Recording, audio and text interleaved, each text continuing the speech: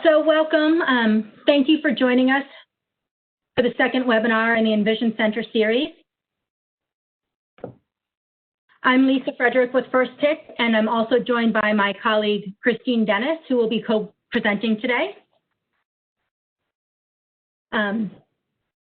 We are recording the webinar, and it will be posted on the EnVision Center site for access at a later time.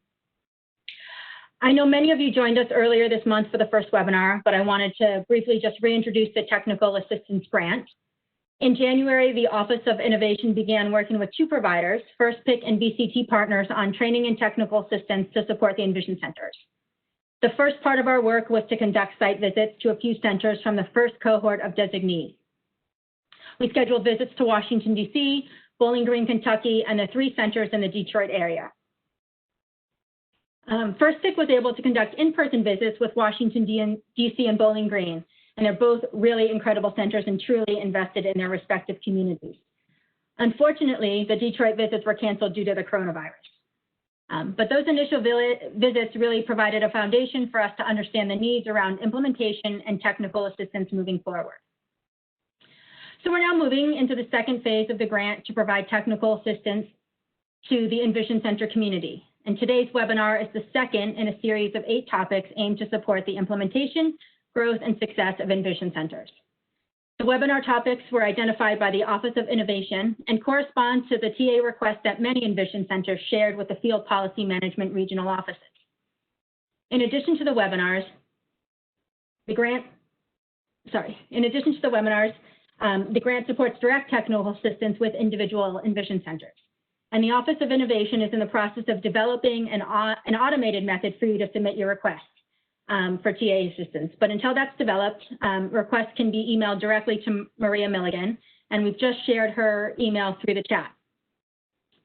Just a quick bit of background on the two providers. First Pick has provided continuous training and technical assistance support to HUD since 2001. For nearly 20 years, First Pick has provided support to diverse programs within the federal government, state agencies, schools, nonprofits, and community organizations. And this experience, which crosses the 4 pillars of the HUD EnVision Center demonstration program, really will help us to provide holistic services that support low-income citizens working towards self-sufficiency. VCT Partners is a national multidisciplinary consulting firm that delivers a full range of research, consulting, training, technology, and analytic services. They're based in Newark, New Jersey, and they're a minority-owned business enterprise that specializes in health, children and families, diversity and inclusion, education, workforce development, housing and community development, and economic development. And you'll certainly hear more from them as they present later in the series. So today, we'll be discussing data collection. We'll discuss the data collection planning process, methods of data collection, and what we want data for and how we can use it.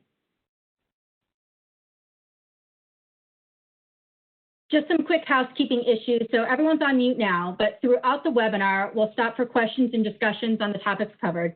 And we'd really like to hear from all of you today. So feel free to utilize the chat feature to ask questions at any time. Christine and I will both be checking in with those throughout the presentation. If you aren't seeing the chat box yet, at the bottom of your WebEx screen, there's a little message icon, and that will open up the chat feature for you. You might also see a Q&A, but we really want to keep everything in chat just because I think it's a little bit more user-friendly. If you prefer to ask your questions through the audio, just please use the raise hand feature near your name on the attendee box section, and we'll unmute you at a stopping point in order for you to ask your question. And then at the end, in case we have some folks that might only be on by phone, we'll unmute everyone at the end of the presentation just to give everyone a chance to open up for any questions. And I think everyone who's on now can obviously hear me, but if something happens during the presentation and there's some connectivity issues, feel free to email our meetings at firstpick.org. And while we're not really WebEx tech experts, our team is manning the email just to help you as best they can if there are any problems. So any questions right now?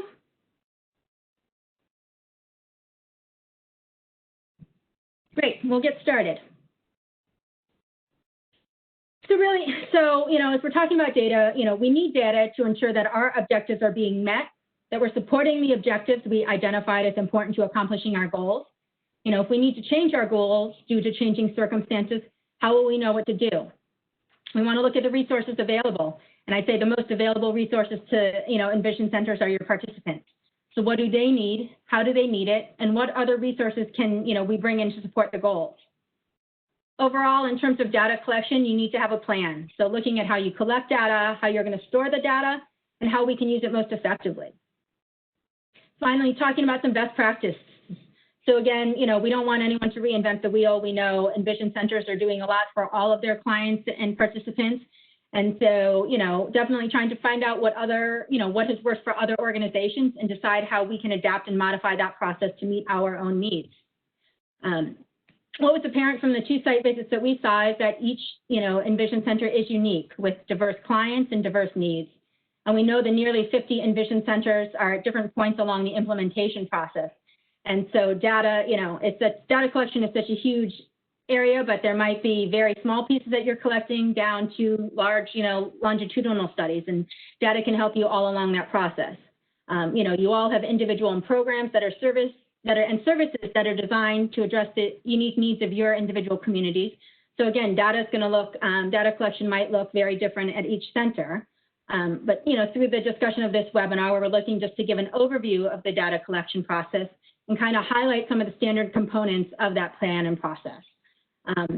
And one thing that we'll probably talk about a lot is that there isn't one right method or one approach. It's going to probably be a combination of these different methods to really meet the needs of where you are along the implementation process and what data you're really looking to collect.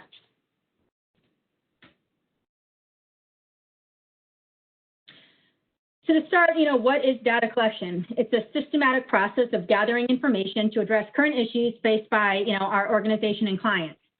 So as you start the process, the first thing you're really going to consider is your goal. And so, for example, if your goal is to provide educational advancement, thinking about the things that are specific to your clients around that work, what would be most helpful to them right now, and thinking along the future. How do we get the information we need? Will we use a questionnaire? Will it be done over the phone or via email? What kind of face-to-face, in-person discussions do we want to have? And obviously, with everything going on in the world, utilizing some virtual trainings like Zoom or WebEx. And again, you're probably going to combine multiple methods of collecting data along the way. So what other types of questions are we going to ask? And once we have the data, how are we going to use it to address the established goals and, turn it into usable information for moving forward?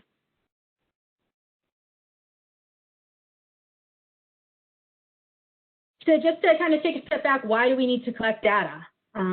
First and foremost, we really want to learn about our clients. It helps us to gain valuable information about where they are and what do they need.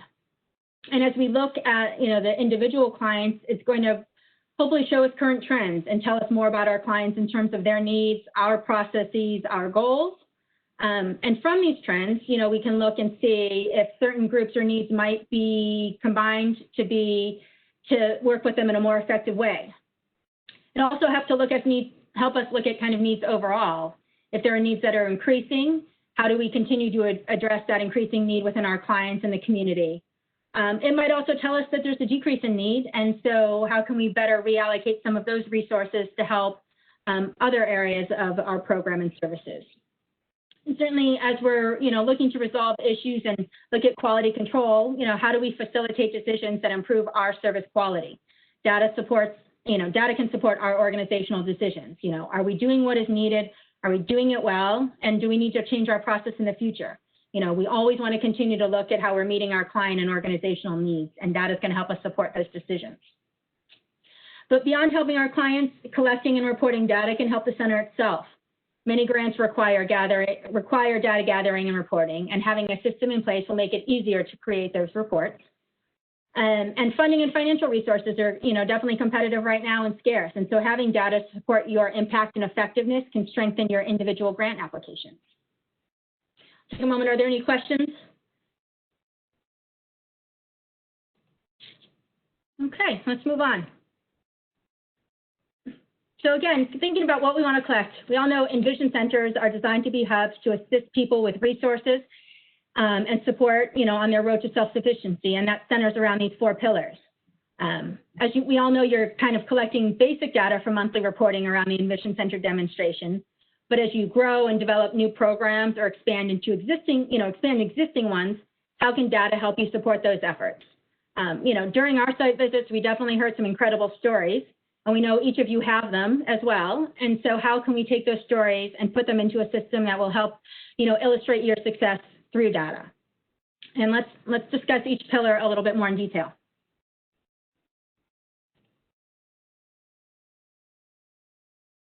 So economic empowerment, it's designed to improve the economic sustainability of individuals by empowering them with opportunities to improve their economic outlook.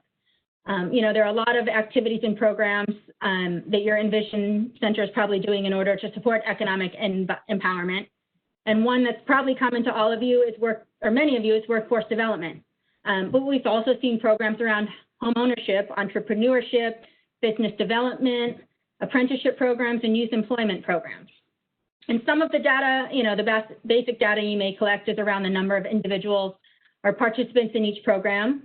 But beyond that, you can look and use data to say, to look and see what a typical time frame for someone to successfully complete the program is.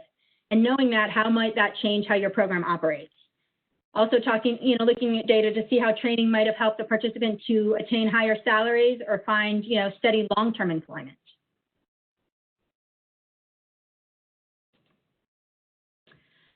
And then educational advancement. Again, this is designed to provide educational opportunities for people, including, partnering with private and public organizations in order to look at, non-traditional ways and non-traditional platforms. Some of the common things that you're probably doing are tutoring, looking at, helping people to explore career pathways in education and STEAM fields, and supporting GED classes. So, how can data help you look at what types of educational support is necessary, especially in this new environment of virtual learning? What do children and families need to be successful in online learning?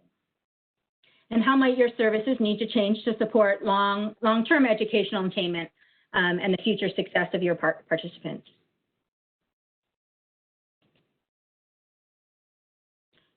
Our third pillar is health and wellness, and it's designed to improve access to better health outcomes for individuals and families. Some of the examples that folks might be doing are meal distribution. And a lot of you maybe in the past few months have really been doing meal distribution for kids who, not being in school, have really been missing out on some of those meals that they probably came to depend on. We heard a lot of centers might have been turned into testing centers and helping to house folks affected by COVID. And then, as part of some of the general service you might have been engaged in is just transportation to and from doctor's appointments. So some of your potential data collection activities around here may include determining the need for new services, under the current COVID-19 situation, and helping to figure out if any of these programs should or could transition into permanent long-term services. Data collection might help to show positive changes in seniors. For example, do social interactions and participation in center activities have an impact on the general health and well-being of seniors?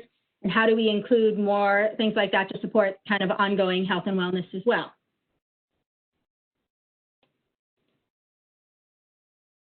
And the final pillar is, character and leadership, and it's designed to enable all individuals to reach their potential as productive, caring, responsible citizens.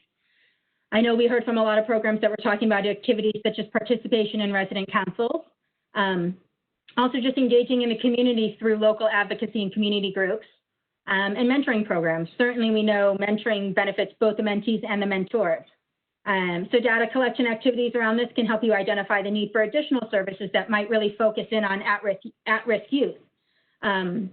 What is, looking to help you measure the impact on attitudes and school performance, through the introduction of positive role models into the lives of young people. So, through our site visits, we saw there are multiple ways to look at data in each of the 4 pillars. And, for sure, some of the basic services were measured in numbers. And again, we know you, as part of the EnVision Center demonstration, you have monthly reporting just to talk about, how many clients kind of came through your door. So some of the numbers that you're looking at are just really the number of people that increase, the number of people accessing your services year to year. Other numbers just in terms of how many people bought homes, how many people found employment, how many people completed certificate or apprentice programs. But also through the data, you can look to evaluate your program operations. So, what partnerships were most successful? What outreach method seemed most effective for bringing people in the center? And it might be different based on different audiences you're trying to attract. But looking, through all of this discussion around data collection, how can centers gather data that demonstrates both short-term and long-term success and impact on their clients and communities? So before we kind of get into the nuts and bolts of the data collection process, I want to stop again for a moment and just say, we would like to hear from you. Again, there's nearly 50 EnVision centers across the country now at very different places, thinking about different things. And, under the coronavirus pandemic, things are definitely changing on top of that. So like I said, I'm going to pause for a minute, and we'd really, if you have any questions or thoughts, please raise your hand or put them in the chat box, because we just, take the opportunity while you're all gathered here to hear from you. And I'll give you a second to that. But again, as I said, there's almost 50 of you, and you're operating at, some of you have been operating for years and even decades, on some level, and some are in the beginning stages of program implementation around kind of the work of the 4 pillars. So we know there's different challenges along the lines of all those things. And so in terms of kind of all the implementation that we're looking at, but specifically data, we know, again, there's not one right answer and there's not one right method. And you might all be collecting different things at different points. But, as we move through technical assistance, direct technical assistance, it is something that we're looking to help individual centers and the community at large. But it doesn't look like we have any specific questions right now through the chat. So I am going to turn it over to Christine.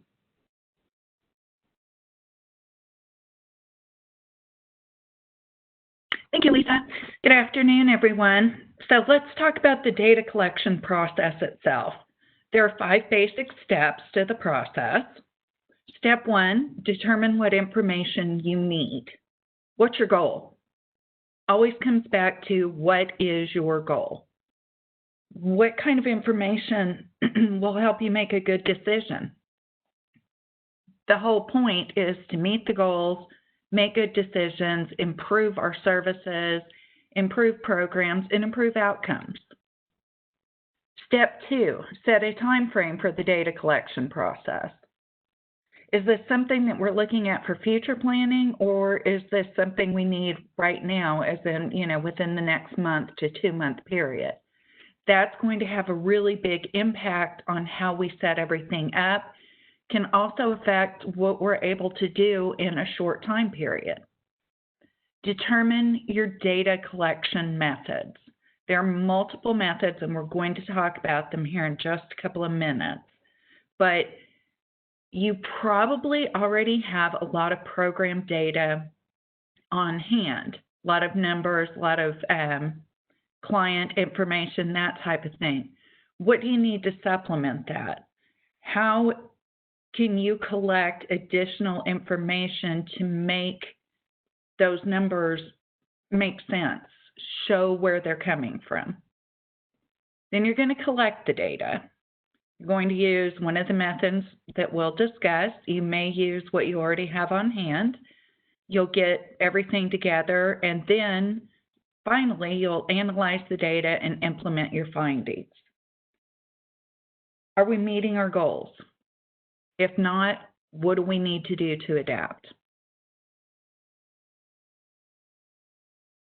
Any questions on that? Okay, let's go through these steps one by one. What data is important to meet our objectives? Again, what's our goal? Let's say our goal is better health outcomes for senior citizens. What kind of information will help us meet our goal? Where are they now?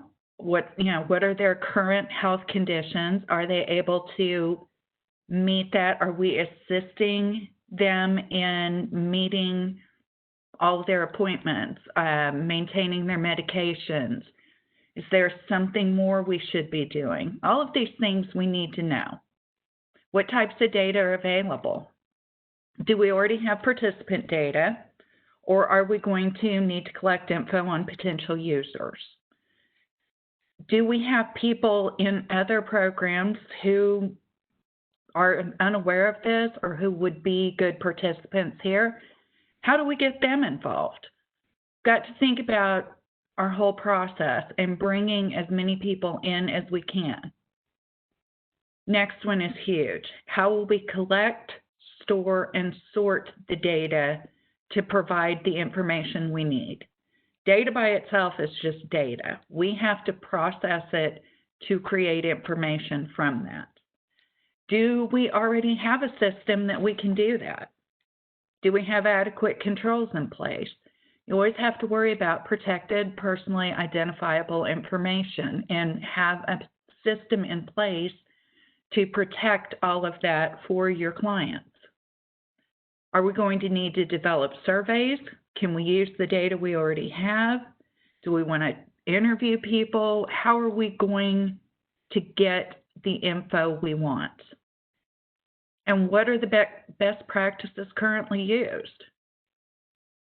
We don't want to start all over. We don't need to start all over. Who do we know that has done this, and will they share their resources? Never hurts to ask. And I'm sure that there are a lot of people in here who have already been very successful creating these types of programs and determining needs and going through the process.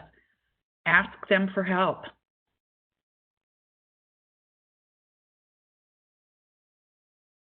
Okay, step 2 is setting a time frame.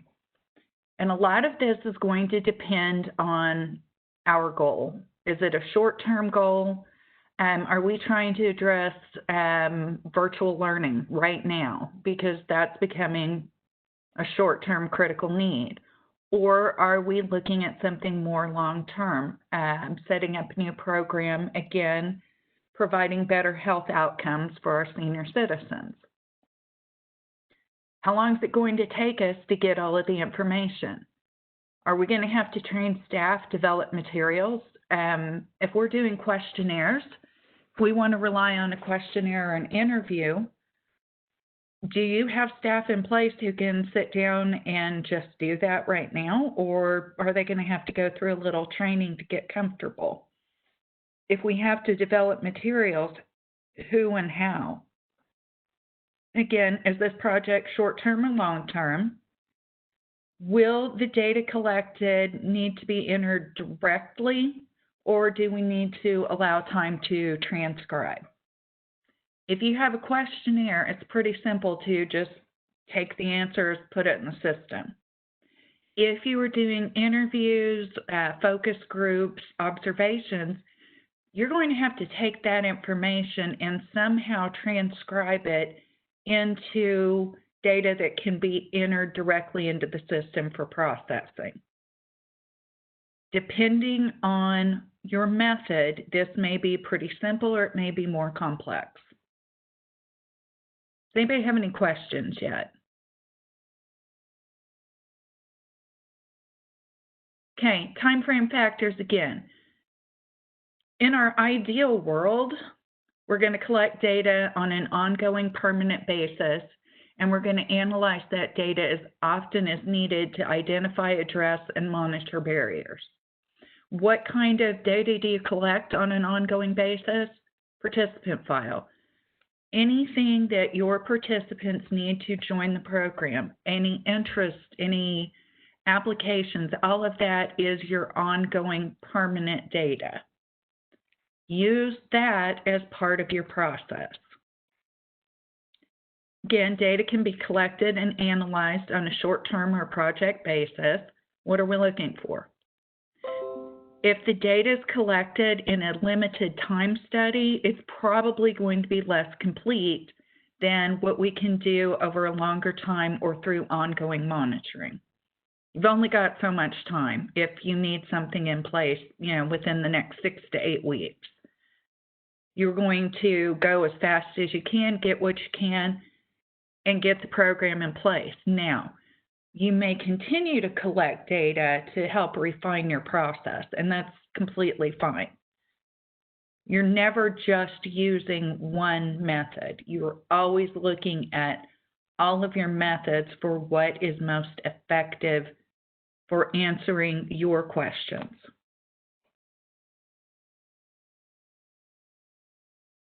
Collection methods, questionnaires and surveys, pretty basic.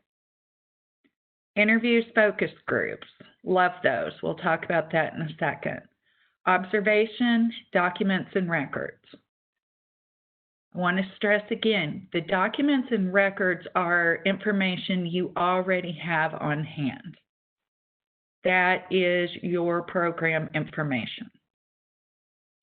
So questionnaires and surveys, basically a method of collecting data through a series of questions directly related to the program or service.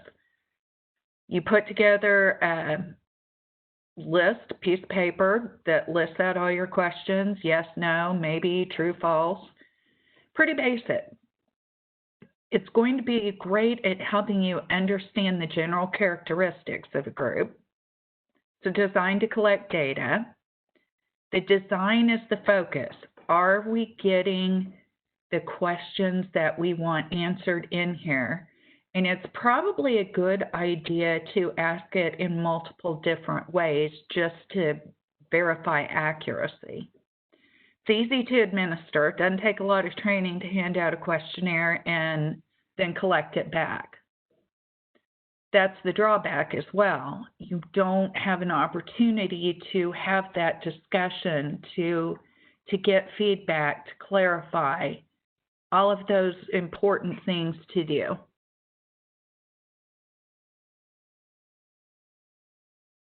Looks like we've got a question. This may be a group question, which I love if it's so.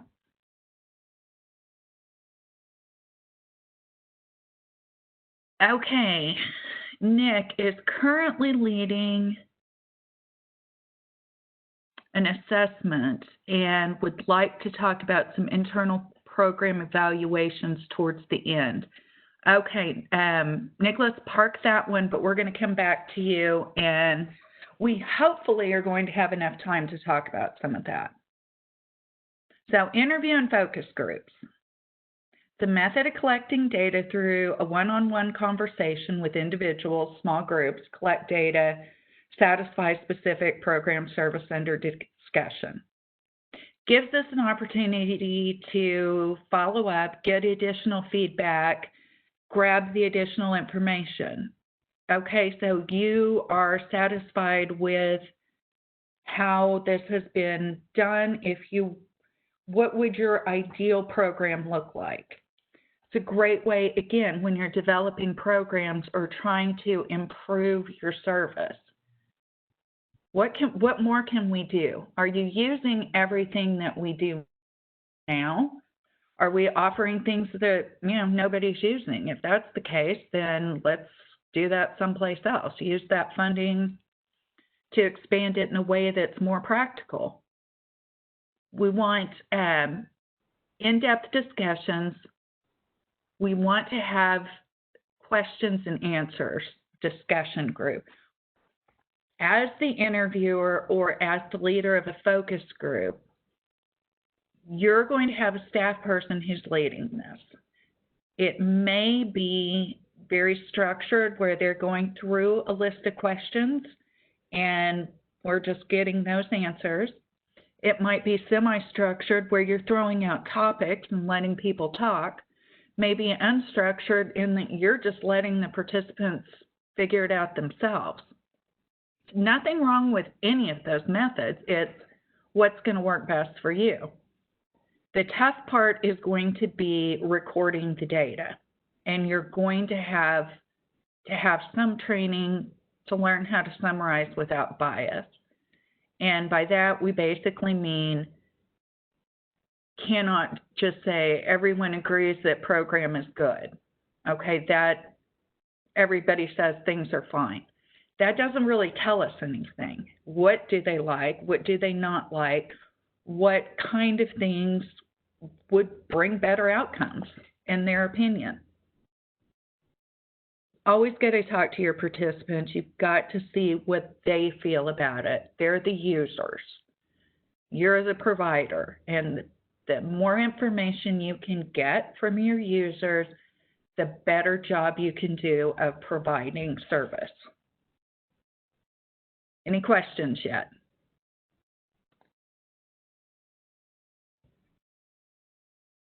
There's a question in the chat. Yes. Oh, looking at hosting virtual workshops, how do you recommend you collect data, sign-in sheet surveys, when people might not stay for the whole session? Oh, that's a good thought. My first thought is you definitely want to do the sign up, get as much information out of them as you can, have them sign in. Do most of y'all do periodic sign-ins where you have them check, read, confirm that they're still there? Some people do, some don't. I see a mix of it. Surveys, developing the survey is going to be the key on that. And I would, honestly, I would look at doing it maybe up front to see what their goals are. And then maybe at the end to see, or, you know, do a status check partially through the process to see, are we hitting what you need? If not, tell us so we can, you know, course correct, because that's our whole goal. We want to provide the information you need. Anybody who has done this and wants to jump in to chat with some additional information, that'd be great. Does that kind of give you what you were looking for? Do you want to talk more about this later? Okay, great. Let's talk about observation. It's a method of collecting data through literally watching them. Designed to give you a better understanding of the program in its natural setting without interference. What do we mean by that? Basically, we're doing an intake. And as part of the intake, we're going to have an observer. And they're looking to see, does this make sense? Does the applicant participant, do they feel comfortable answering these questions? Do they understand where we're going with this? Are we having to ask a lot of additional information that may not be on the sheet? If so, you know, do we need to modify that? How long does the process take? I mean, have any of y'all done a time study to see how long does it take us to process a new applicant, provide placement? How does the applicant feel about the time? Is it pretty consistent? Do they feel it's too long, too short? If it's a little unclear, does that keep them from asking questions or applying? All things you can consider. It's always something worth looking at. It's great in the interview focus group because somebody needs to be sitting there writing down what's happening. There is a well-done focus group is chaos in the best possible way because you have people listening to other people and getting excited and exchanging ideas and focusing on suggestions and all of that. And you want somebody who is outside the process to be able to take those notes so that we can transcribe it later. You can be a complete observer, which honestly, if you're doing a focus group, you'll need at least one person who is just complete observer. You can have an observer who's a participant as an observer. In those cases, basically you're going to talk to somebody after and say, what did you get out of it? What stood out to you? Those type of questions. Complete participant as well. Doesn't hurt to sit down after the process and say, did you get everything out that you wanted to?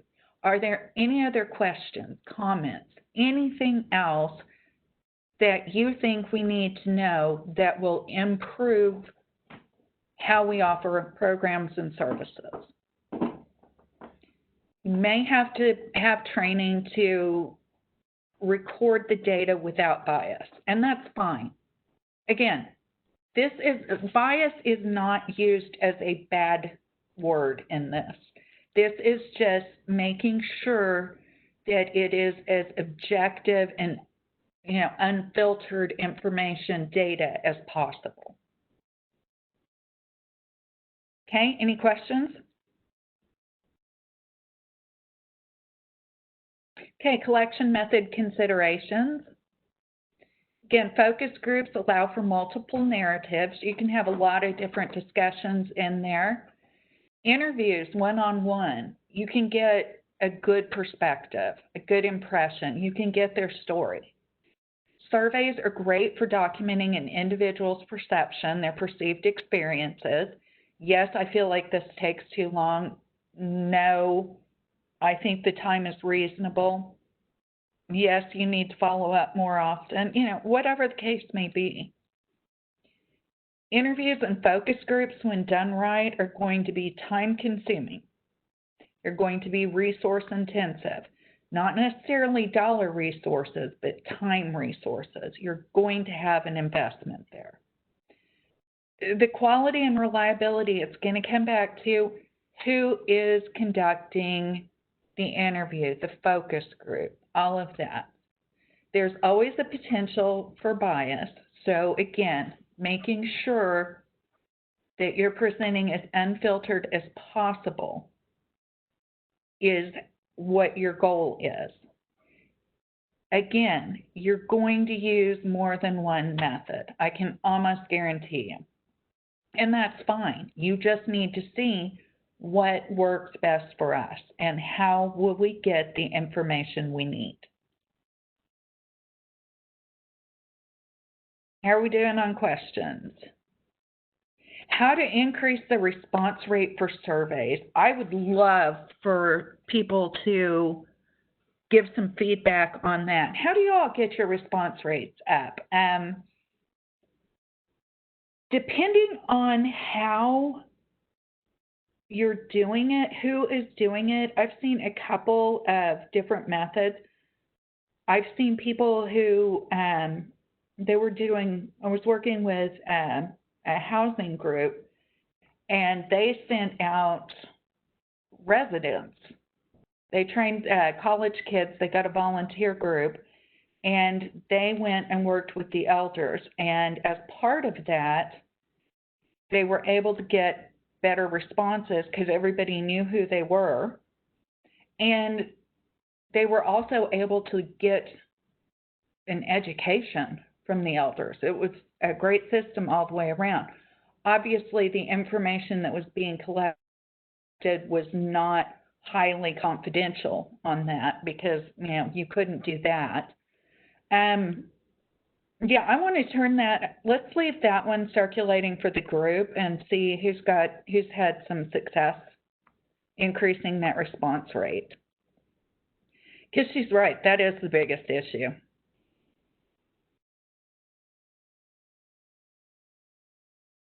Okay, so we're going to collect the data. Who are we going to talk to? When are we going to do this? What are we doing? And how are we going to do it? How long will it take? All of those good things. And how long will it take us to get it put back together? That's always the party.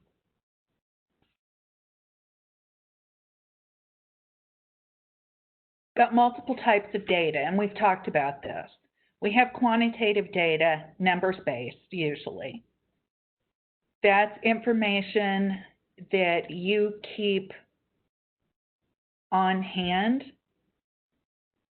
These are numbers-based. They're pretty much, they either are or they aren't. You either have it or you don't. You're either a participant or you're not. The numbers are pretty straight. Qualitative data, that's more thought-based. There's observations, opinions, discussion. That's what's driving the numbers. You need both.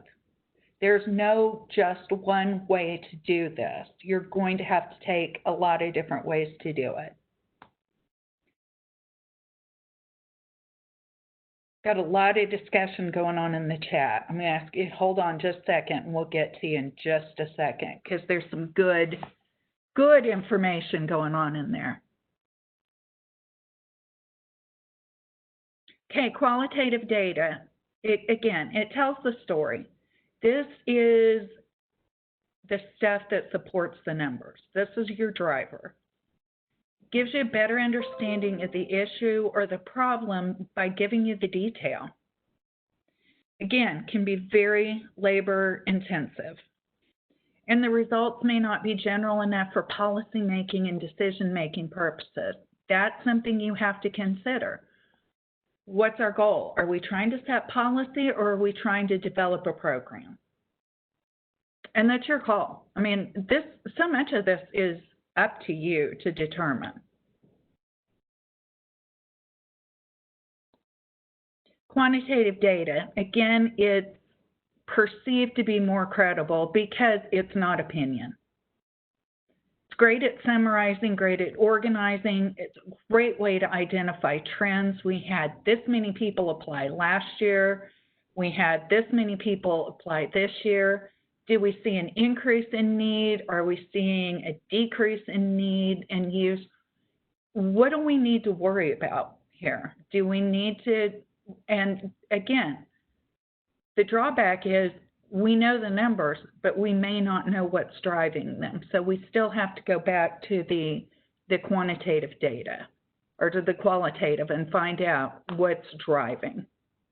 Does anybody have any questions while I grab some of these questions in here? Okay, we had a couple of responses on how to increase the response rate. SurveyMonkey, that's fantastic. Yeah, I agree with you. Giving participants time during the session to complete online is great. You can't assume people are going to have time or remember to come back and do it later. So yeah, you've got to grab them before you lose them. So I think that's a great one. Short surveys, oh, love that. Don't give them 100 questions. Keep it relatively short. Are you a supporter of providing incentives? Personally, yes. You fill out your survey and get it to us by this time, and we're going to throw you into a drawing for a $25 Walmart gift card. Love that. I've seen that be really successful too.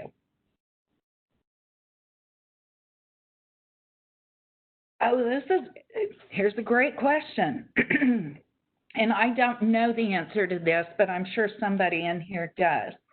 Have there been any thoughts on creating data collection tools that could be used across all of the EnVision centers? That is a fantastic way to address it. Has anybody done that?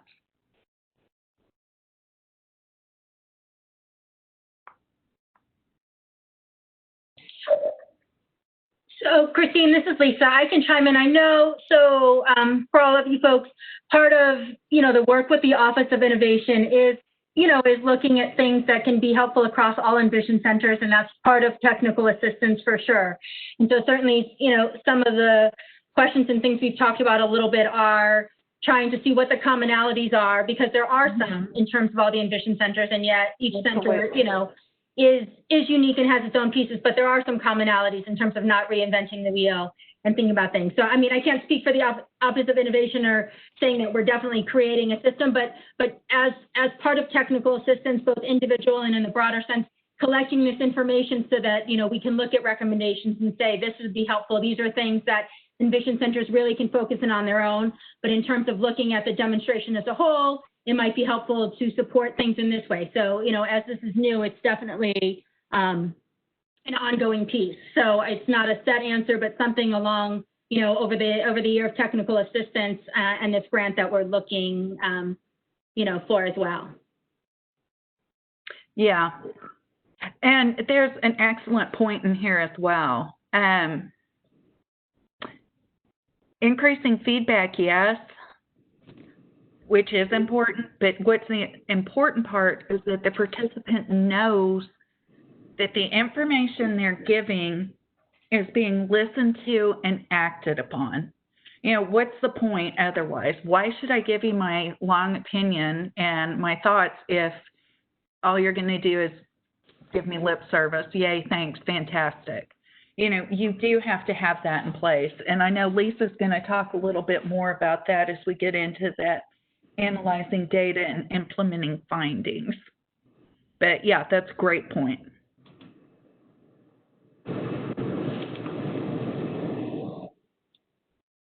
Lisa, you up? Great. Just looking, sorry, just a moment, folks. I'm looking at the Q&A section as well. There was a question in there. And we got a comment, about increasing the response rate and the true goals of what your data collection is. And I think that's all important and correct in terms of, as Christine said, and part of the things earlier in terms of the whole planning process, it's really like, what are you aiming to get at? And getting valuable, qualitative data over quantitative data helps. But I think through all of this and what we're talking about is certainly that it's an ongoing process and different, along different points. And at different points, you might be looking for some small kind of number specific things, and then kind of as a whole looking for larger, qualitative feedback on the program as a whole. So, I mean, in terms of, and like I said, Christine said this as well, we're going to check back through all these questions and Q&A and on the phone line, make sure we're answering everything. But I'll keep moving forward just for a moment. And then we'll go back to addressing all the questions. So again, as she said, all the pieces that she's talked about are kind of driving you in place to be able to analyze and implement the data. And so, all the steps to this point of identifying what data you really want to collect, what are your methods, what types of data are you bringing in, what's going to be helpful, lead to analyzing and implementing your data. And not that it's easy, but, again, this is a process so that all these steps build on each other. And so if you've identified a clear goal and you have your evaluation methods that are helping to support what data you want to look at, kind of the next piece of analyzing data and implementing it's not easy, but it should flow through for you. And so, while we know there are many data points that you're going to collect along the way for both short-term and long-term goals, some data specifically might be around monthly reporting. How many people came into our center this month? How many people accessed each of the services? But others, as we're talking about really looking at valuable feedback to help you analyze your program and address needs in the long term.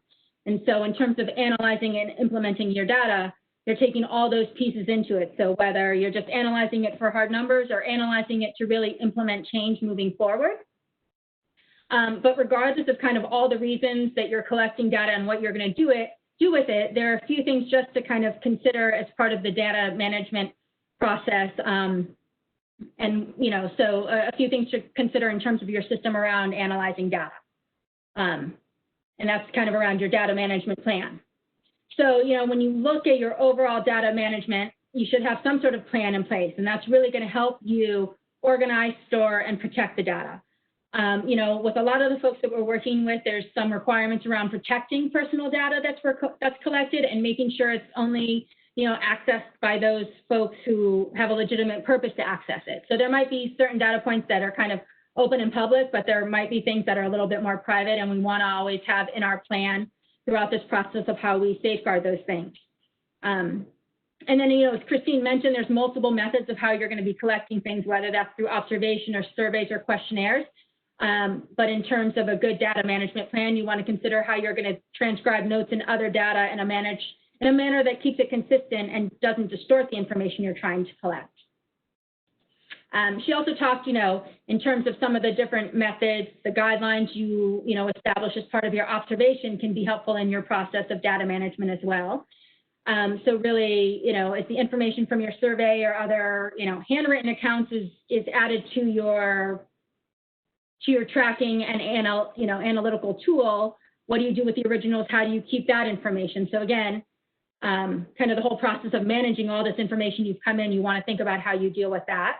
And ensuring it's kept in a confidential manner and it's easily referenced, and how it's maintained and protected. And again, there's also the possible loss. So as part of your plan, really making sure that you've gone through all these all these steps to collect data, that you have a way to ensure that it is protected as best you can from losing everything that you've collected. So is there a backup plan and kind of the responsibility around that?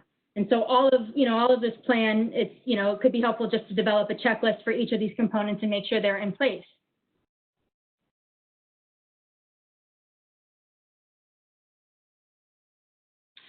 So, and, you know, and two other pieces of kind of good data management are the data integrity. And that's both quality assurance and quality control. You know, quality assurance is the activities that take place prior to the data collection process. So, you know, the survey development, the interview training, the determining your participants. So a lot of the things that Christine kind of addressed in terms of looking at the methods, making sure all those pieces are in place so they're successful, especially, you said, having, you know, if you're doing observation or doing focus groups, making sure the trainers have the adequate skills to bring out the data in the right way without any bias or things like that. And then quality control, again, the end result after the data is collected, making sure you have all the things in place to safeguard it and you're able to use it in the best way possible. And so just to kind of talk, you know, in general terms about some general tracking and analytical tools, you know, you're likely familiar with spreadsheets, and in terms of talking to folks during our site visits, we know that, you know, both centers use spreadsheets to some degree because they were easily, you know, they were simple. They are a common tool for tracking and getting analytics. And really that's because it's, you know, inexpensive and accessible. And most of us have Microsoft Office, and therefore, you know, we probably have access to using Excel. And so it is an easy tool for small projects. And you can create, you know, a number of charts from the small data points you have, but it's obviously not a complex system, which is what, you know, we heard from some of the folks that we did talk to in terms of you can, you know, put numbers in and, you know, in smaller data points, but it's not a complex system. So there are drawbacks to it. You know, you can easily sometimes double count data. There's not a lot of systems in place to maintain proper data validation. And it's simple, sometimes, you know, there's simple errors that really can skew your analysis and results. But again, you know, in terms of, you know, one thing we did heard here was time and staffing and, you know, and cost. And so, it's, you know, using a spreadsheet and kind of setting it up to collect the small data points that you want for smaller projects is something, you know, is a quick fix to getting some immediate data.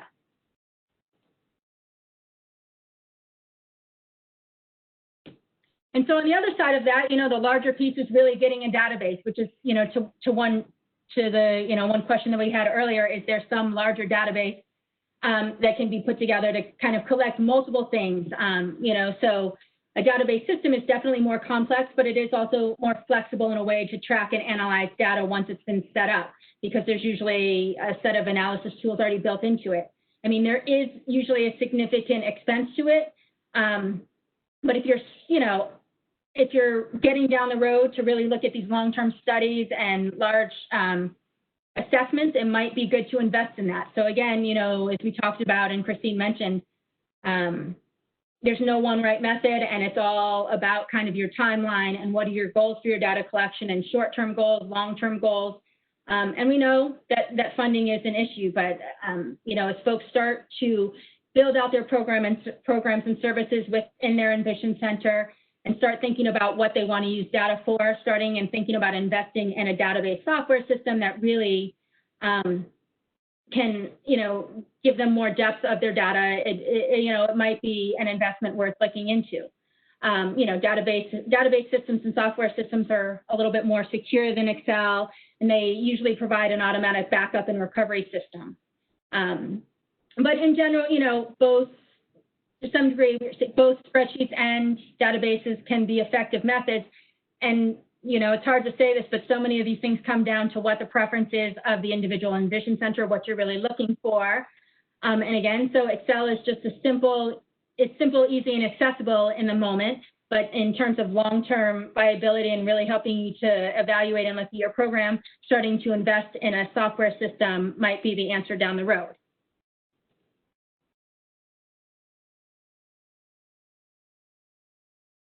There's a question in the chat. Yep. So I think just questions again, you know, the question is, for organizations that don't have funding to build out a database, what are some ways they can begin to build a database on their own? I think this goes back to, you know, it starts at the beginning of what you're looking to collect and making sure, you know, what are your goals, what information do you want to have, and throughout all your processes starting to collect that information. And even if you don't have a complex database system that helps you analyze it, as you're thinking about how you know, the touch points of interacting with your clients, whether that's like the initial intake form or ongoing survey check-ins with them or focus groups, outlining all the data that you want ahead of time and finding ways to collect it, even if you don't have a complex database system to really analyze it. You'll have, again, those documented records that Christine referred to earlier as a method to then go back and start putting those into a database system.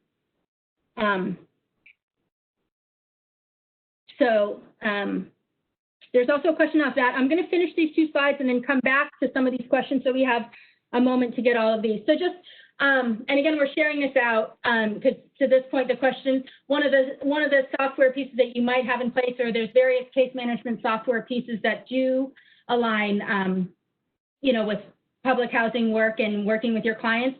And so they already have pieces where you can track participants and household characteristics.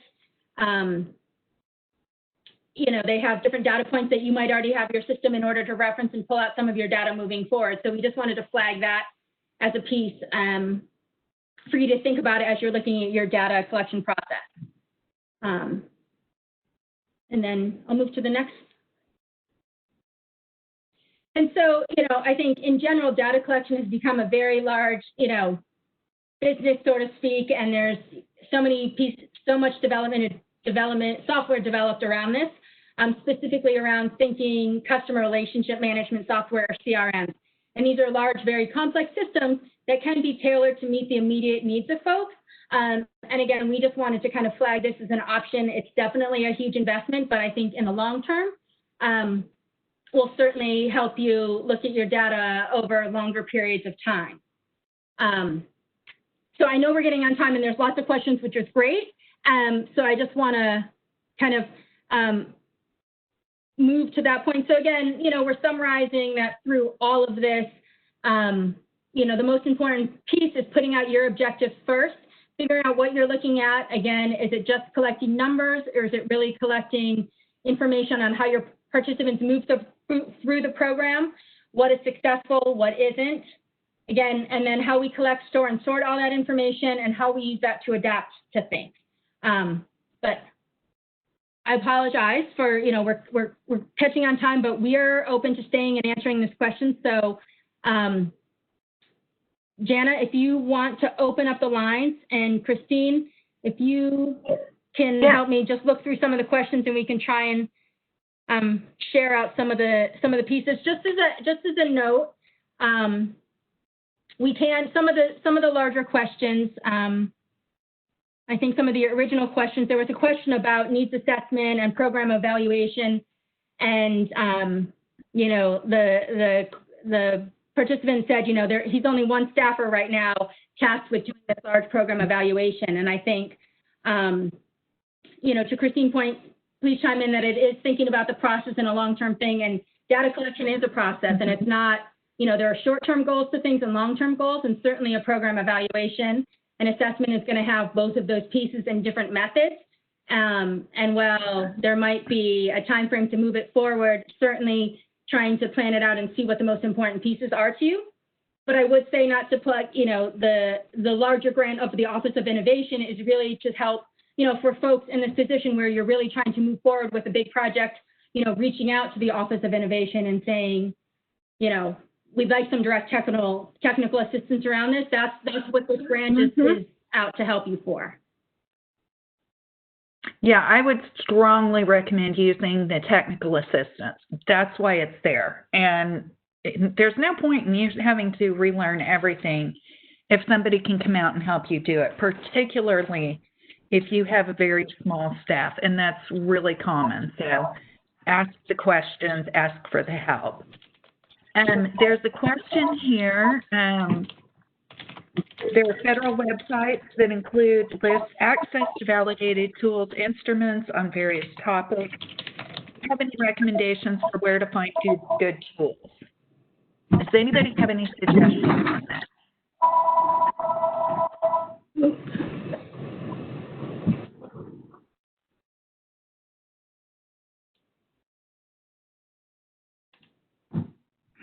Okay, one of the thoughts I would throw out here is Google Forms.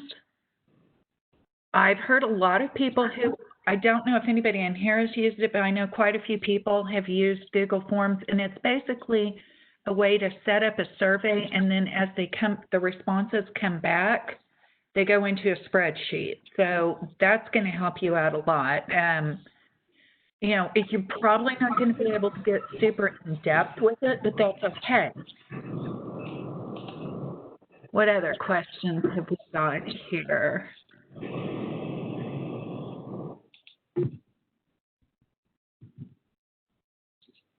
Yeah, for building your own database, I'm going to look back and say start with looking at what information you already have. Maria has thrown in an excellent point here. It's important to note that developing a method for data collection doesn't have to be complicated as long as it meets your needs. And that's true. Don't make it more complicated than anything that you have to do. If you just need to know, is this working? And if not, what do we need to do? And fantastic. Let's just ask that. And keep it as sweet and simple as possible. Do we have email addresses in? Oh, here's a good question too. Most of the EC are connected with a PHA. Are there any funding sources you can tap into on that? I'm not sure how much on the funding source, but there should be a lot of data available there. You should have, the PHAs have to collect so much information. I would start there with getting data. Sit down and think, what's the goal first? And again, technical assistance. I would not spend a bunch of money and at any point until you've identified, here are our goals. Here are the pieces that we need. Have the email addresses out here. TechSoup. Okay. I have not tried TechSoup. We've got knowledge. Yes. So I was going to say TechSoup, I think, gives discounts to nonprofits and organizations on accessing technology as well, which is, yep. Yeah, that's a great way to do it. There's a knowledge base from the American Evaluation Association that's listed here in chat. If you can't see it, let me know and I'll copy it over to all attendees.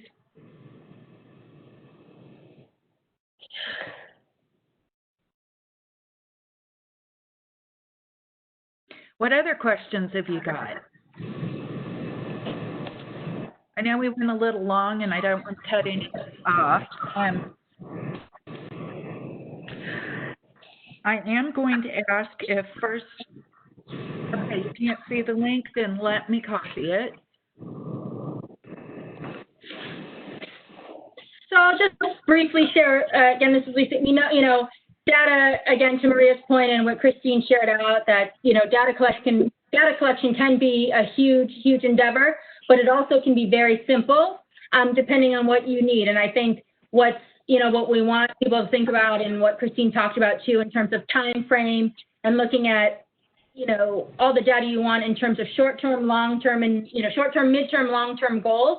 And there's certainly things that are going to help you immediately, and just, things you want to know about numbers of participants, who's coming in, and then, long-term impact. And we know that that's going to take, going to take time. You're going to need to build systems around it. So there's no, again, to these things, there's no answer that is immediately going to come out and help you. And that's why, through the webinar, talking about kind of the larger general pieces of stuff and what you can think about and what to consider. But in terms of the EnVision Center, we know this is a program and initiative that is going to be building over, multiple years, and so the answers don't have to happen now, but part of forward, is trying to get this technical assistance in place to kind of support the large EnVision Center community moving forward. And again, that's through direct technical assistance. That technical assistance will be used to help the broader community as well. So as I said, we are recording this presentation, and it will be shared out, I think, in line with trying to get up a place for technical assistance to be accessed. Some of these presentations and webinars will be available there when that all gets set up. We'll certainly email folks, and again, in the chat earlier, if you have follow-up questions to the presentation, you can feel free to email meetings@firstpick.org. And again, Jana, if you could just rethrow that in so that people have it at the bottom of the chat. We are going to go through the chat questions, and as we collect stuff and share, out the presentation, if there are resources we can immediately share with folks, we will include that as well. And then I want to open up, I don't know, in terms of any of the other panelists, if there's any last minute things to share or any final questions. Again, we appreciate your time and your extra time. And as panelists, we have time to stay on longer if there are additional questions. And just looking back to see if we kind of— I think we've addressed all of the put in a moment. Yeah. I want to thank you all so much for participating. It makes it so much better when people have questions, and I hope we've answered all of the questions that you have that I've seen in chat. If not, please let us know. We'll get it addressed as best we can. And thank you again for giving us some time. Yeah, we'll be on a moment. If there's any final questions to throw into the chat, please feel free. And again, we will be checking through them just to see, any additional information we can share out with the presentation. But just to echo Christine, we really appreciate your time and your participation today. So thanks, everyone.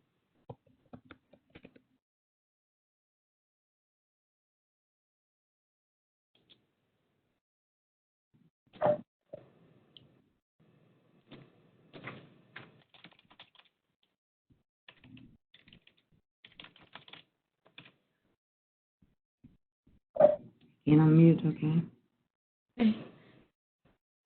Jana, if you want to stop the record, you can do that.